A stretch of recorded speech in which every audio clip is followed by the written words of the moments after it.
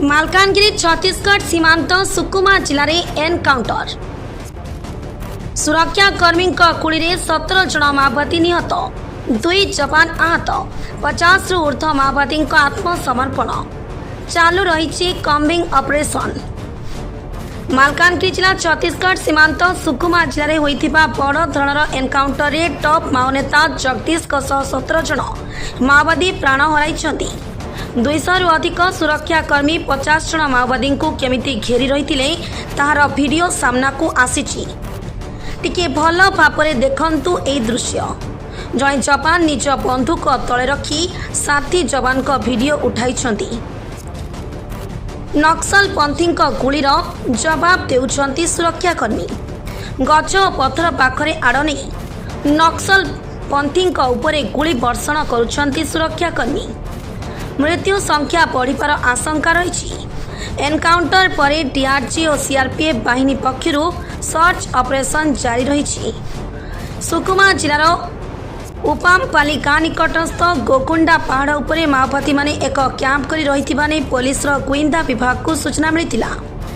जहाकु आधार करी डीआरजी और सीआरपीएफ बाहिनी पक्षरु आज सकाळे सेठारे कोम्बिंग ऑपरेशन आरंभ होइथिला। दीर्घ 4 घंटा धरी गुली विनिमय हेबा परे नक्सल माने घटनास्थल पलायन करिसंती। परे सेठारे आरंभ होइछि सर्च ऑपरेशन।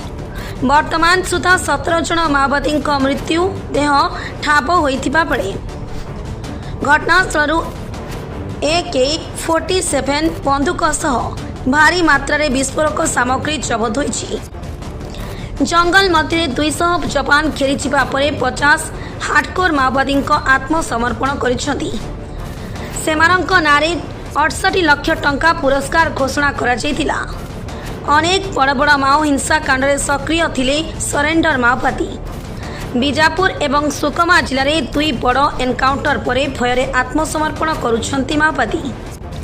आत्मसमर्पण माओवादी को मुख्य स्रोत में सामिल करने को छत्तीसगढ़ पुलिस सबु प्रकार साहाय्य सहयोग जोगाई देव बोली सूचना देइछंती। बस्तर डीआईजी कोमलोचन कश्यप जंगल में थिबा माओवादी को माओ संगठन छाड़ी मुख्य स्रोत में सामिल होगा को आह्वान देइछंती बस्तर डीआईजी एवं बीजापुर एसपी। भुवनेश्वर स्वतंत्र प्रतिनिधि अक्षय कुमार नंदन सह मालकानगिरी ब्यूरो का रिपोर्ट ढेंकानाल न्यूज ओडिशा। गोगुंडा नेंडुम उप्पमपल्ली जो थाना केरलापाल क्षेत्र अंतर्गत आते इन इलाका में प्रतिबंधित एवं गैर कानूनी सीपी मौदी संगठन की स्टेट लेवल कमेटी के कैडर्स और डिविजनल लेवल कमेटी कैडर्स और पीएलजीए प्लेटून 24 और 26 एवं अन्य जो फॉर्मेशन की माओवादी कैडर की उपस्थिति की आसूचना के आधार पर सुकमा डीआरजी एवं सीआरपीएफ 159 बटालियन की संयुक्त बल अभियान के लिए रवाना किए गए थे। अभियान के दौरान आज प्रातः 8 बजे से लेकर अनेक बार सुरक्षा बल एवं माओवादी के बीच में मुठभेड़ हुई थी। मुठभेड़ लगभग 4-5 घंटे लगातार चलता रहा। उसके पश्चात इलाके के सर्चिंग के दौरान 17 माओवादी को डेड बॉडी बरामद किए गए थे। इनमें से 11 महिला माओवादी कैडर और 6 पुरुष माओवादी कैडर के डेड बॉडी बरामद किए गए थे। अब तक जो प्राथमिक शिनाख्ती में इसमें Dandakaranya special zone committee member Jagdish के जो बॉडी जो शिनाख्ती हुआ जिसके ऊपर 25 लाख का इनाम है और इस क्षेत्र में काफ़ी अनेक वारदात में शामिल रहा जिसके डिटेल हम शेयर कर लेगा। और अरनपुर जो आईडी ब्लास्ट की घटना जिसमें हमारा 10 जवान का शहादत हुआ उसमें भी मास्टरमाइंड ये जगदीश रहा। इसके अलावा जो एसीएम रोशन, एसीएम सलवम जोगी और एसीएम माधवी देवे एवं अन्य सबका अभी पहचान का कार्रवाई की जा रही है। इस इलाका में इन सब माओवादी कार्य का कई समय से काफ़ी एक आतंक घटनाक्रम में कई हिंसात्मक घटनाक्रम में ये लोग शामिल रहा और इनके कारण से इलाका में भाई का माहौल और क्षेत्र की जनता का अनेक प्रकार की प्रताड़ना को सामने करना पड़ते। इस मुठभेड़ के पश्चात इन सब माओवादी कार्य का डेड बॉडी रिकवर करने से क्षेत्र में सबकी जनता को राहत की एक एहसास होगा। साथ साथ इलाका में आने वाले समय में एक नया पहचान प्राप्त होकर विकास कार्य को भी गति प्राप्त हो सकता है। इस मुठभेड़ के दौरान हमारा डीआईजी सुकमा की जवान काफ़ी बहादुरी से सभी इसको मुकाबला किया। साथ में हमारा सीआरपीएफ 159 बटालियन का भी जो टीम से सभी बल सदस्य ने काफ़ी बहादुरी से इस मुठभेड़ के दौरान माओवादियों का हमला को सामने किया। इस दौरान हमारा 3 DRG सुकमा के जवान एवं एक CRPF 115 बटालियन का जवान 4 लोग कुल घायल हो गए थे।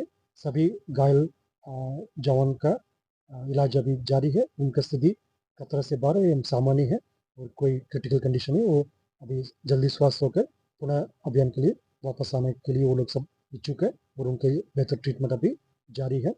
और बस्तर रेंज में देखा जाए वर्ष 2025 में विगत 2.5 महीने में अलग अलग मुठभेड़ के पश्चात कुल 117 माओवादियों का डेड बॉडी अब तक बरामद की गई थे।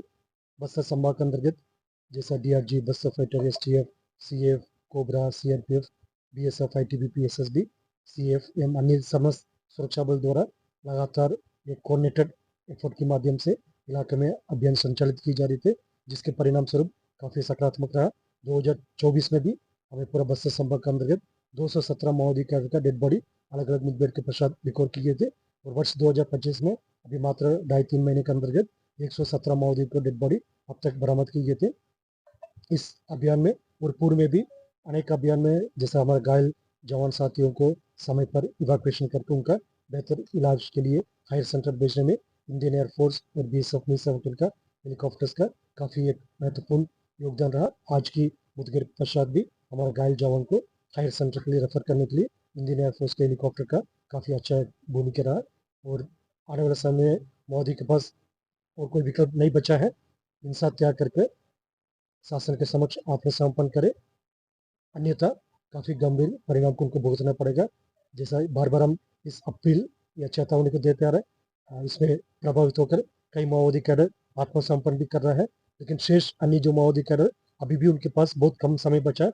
उनके पास मात्र एक ही विकल्प शेष रह गए, हिंसा त्याग करके समाज की मुख्यधारा में शामिल होने के उद्देश्य से शासन के समक्ष आत्मसमर्पण करे, नहीं तो उसके परिणाम सब लोग देख ही रहे हैं।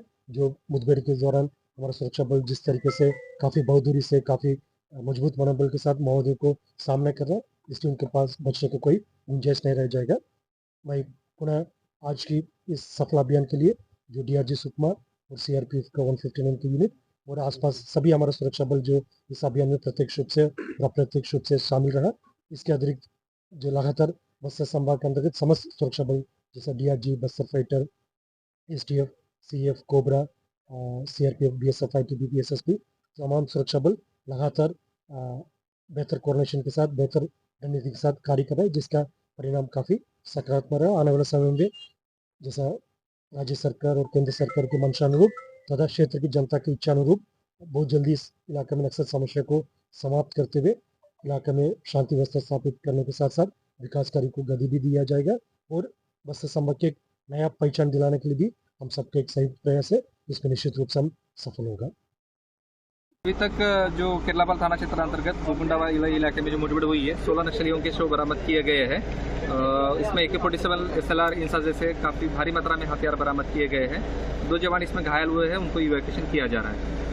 सर हथियार कौन कौन सा बरामद? AK-47 SLR इंसा जैसे ऑटोमेटिक हथियार इस मुठभेड़ में बरामद हुए हैं। जी सर, ये अब तक का सुकमा जिले का सबसे बड़ा मुठभेड़ माना जा सकता है सर? हाँ, इसको माना जा सकता है। और जो पहाड़ी वाला जो इलाका है गोकुंडा वाले इलाके में दरबा डिवीजन के जो नक्सली है उनकी उपस्थिति यहाँ मौजूद होती है और ये उन पे कड़ा पहाड़ है। कोई बड़े नक्सली, बड़े काडर के नक्सली मारे जाने की उनकी पहचान करना बचा हुआ है।